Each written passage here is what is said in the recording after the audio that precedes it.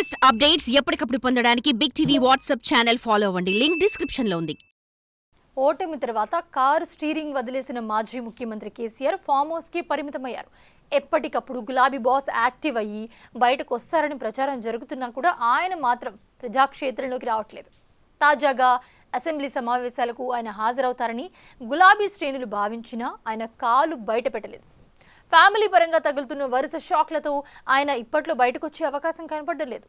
కవితకు బెయిల్ వచ్చింది. ఇక తండ్రి కూతుర్లు యాక్టివ్ అవుతారనుకునే లోపే కొడుకు కేటీఆర్కి ఈడీ ఉచ్చు బిగిస్తుండడంతో గులాబీ బాస్ కుంగిపోతున్నారట.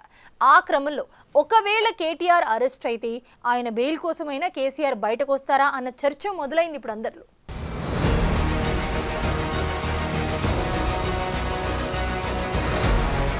తెలంగాణ వచ్చుడు కేసీఆర్ చచ్చుడు అంటూ సెంటిమెంట్ రగిలించి కాంగ్రెస్ అధినేత్రి సోనియా గాంధీ చలవతో తెలంగాణ తెచ్చుకుని ముఖ్యమంత్రిగా 10 ఏళ్లు పనిచేసిన గులాబీ పార్టీ అధినేత కేసీఆర్ పవర్ పోగానే సైలెంట్ అయిపోయారు. అసెంబ్లీ ఎన్నికల్లో ఓటమి తరువాత అసలే ఫ్రస్ట్రేషన్ లో ఉన్న ఆయన బాత్రూమ్ లో జారిపడటంతో తుంటి ఎముక విరిగి ఆపరేషన్ చేయించుకుని ఫామ్ హౌస్ కే పరిమితమవ్వాల్సొచ్చింది. అలా కంటిన్యూ అయిన బ్యాడ్ టైం ని అధిగమించడానికి లోక్సభ ఎన్నికల్లో సత్తా చాటుకోవాలని చాలా కష్టపడ్డారు. సారు కారు 16 స్లోగన్తో వాకింగ్ స్టిక్ చేయూతతో ప్రచారం నిర్వహించారు. ఆయన అంత కష్టపడ్డా ఒక్కటంటే ఒక్క ఎంపీ సీట్ కూడా ఆ పార్టీకి దక్కలేదు. పైగా కార్ పార్టీకి 8 ఎంపీ స్థానాల్లో డిపాజిట్లు గల్లంతై ఆ పార్టీ భవితవ్యమే ప్రశ్నార్థకంగా మారిపోయింది.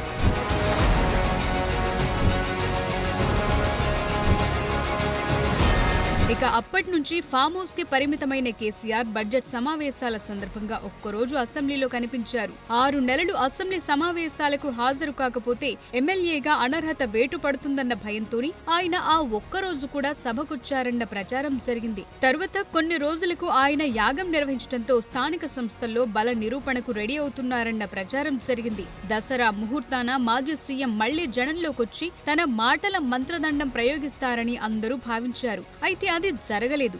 ఇక శీతాకాల సమావేశాలకు కూడా మాజీ ముఖ్యమంత్రి ముఖం చాటేశారు.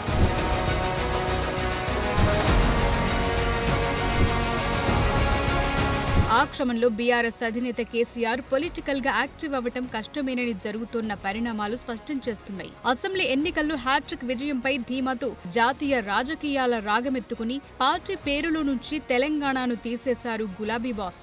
అప్పటి నుంచి ఆయనకు బ్యాడ్ టైం స్టార్ట్ అయింది. అసెంబ్లీ ఎన్నికల్లో ఓటమితో కార్ పార్టీలో కుదుపులు స్టార్ట్ అయ్యాయి. కేసీఆర్ ఫామ్ హౌస్ కే పరిమితం అవ్వటంతో కార్ స్టీరింగ్ పట్టుకున్న కేటీఆర్ పై నమ్మకం లేక అందులో నుంచి ఒక్కొక్కరుగా దిగటం మొదలుపెట్టేశారు.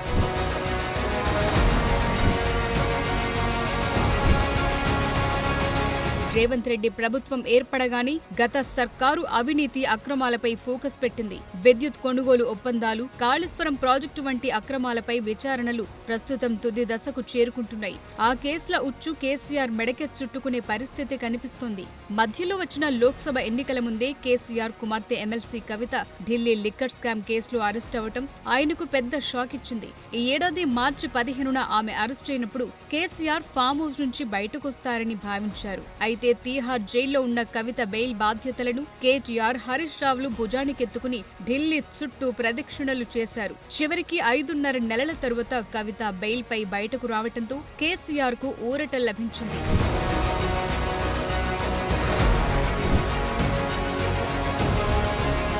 ఢిల్లీ లిక్కర్ స్కామ్ కేసులో బెయిల్పై విడుదలైన ఎమ్మెల్సీ కల్వకుంట్ల కవిత 10 రోజుల విశ్రాంతి తీసుకున్న తరువాత అందరినీ కలుస్తానని అప్పట్లో ప్రకటించారు. అయితే ఏమైందో ఏమో గాని ఆమె జైలు నుంచి విడుదలై 3 నెలలు గడుస్తున్నా బయట కనిపించదు, ఎవ్వరినీ కలవలేదు. ఇప్పుడిప్పుడే ఆమె పొలిటికల్ గా యాక్టివ్ అయ్యే ప్రయత్నం చేస్తున్నారు. దాంతో కేసీఆర్ హమ్మయ్య అనుకునే లోపే మరో షాక్ తగిలిందిప్పుడు.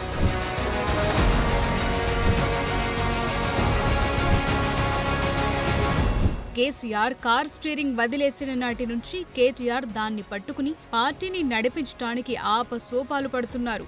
హైదరాబాద్లో జరిగిన ఫార్ములా ఈ రేస్కు సంబంధించి ఉల్లంఘనలు జరిగాయని, నిర్వహణ సంస్థకు విదేశీ కరెన్సీ రూపంలో ఒప్పందానికి ముందే నిధులు చెల్లించారని, అది నిబంధనలకు విరుద్ధమని ఇప్పటికే కేటీఆర్ పై ఏసీబీ కేసు నమోదు చేసింది. దానికి సంబంధించి అరెస్టులకు భయపడేది లేదని పదే పదే ప్రకటనలు చేసుకున్న కేటీఆర్ ఏసీబీ కేసు పెట్టగానే హైకోర్టులో క్వాష్ పిటిషన్ వేసుకున్నారు. దానిపై విచారించిన న్యాయస్థానం ఆయన్ను వారం రోజుల పాటు అరెస్టు చేయొద్దని ఉత్తర్వులిచ్చింది.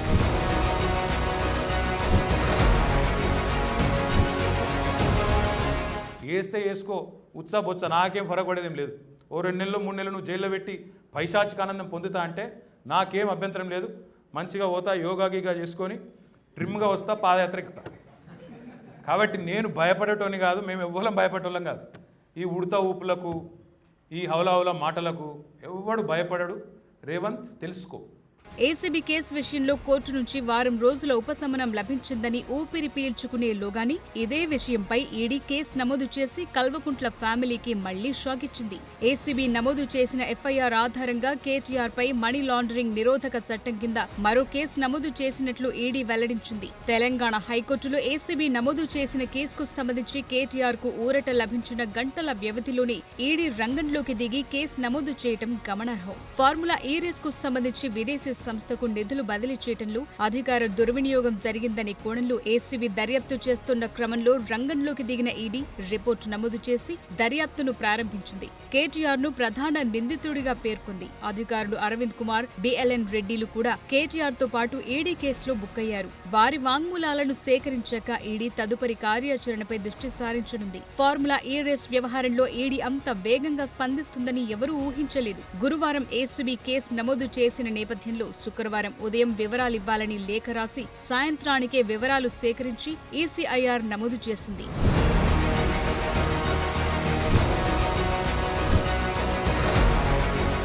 ఈడీ స్పీడ్ చూస్తుంటే ఢిల్లీ లిక్కర్ స్కామ్ లో కవితను అరెస్టు చేసినట్లే కేటీఆర్ కూడా జైలు పాలవ్వటం ఖాయమన్న అభిప్రాయం వ్యక్తమవుతోంది. ఈ న్యూస్ ఇప్పుడు మాజీ ముఖ్యమంత్రి కేసీఆర్ కు నిద్ర లేకుండా చేస్తుందట. తన టైం మరి ఇంత వరస్టుగా తయారయ్యిందేంటని ఫామ్ హౌస్ లో తనను కలిసిన వారి వద్ద వాపోతున్నారట. మరి నిజంగానే కేటీఆర్ అరెస్ట్ అయితే ఆయన బెయిల్ కోసమైనా కేసీఆర్ ఫామ్ హౌస్ గేటు దాటుతారో లేదో చూడాలి.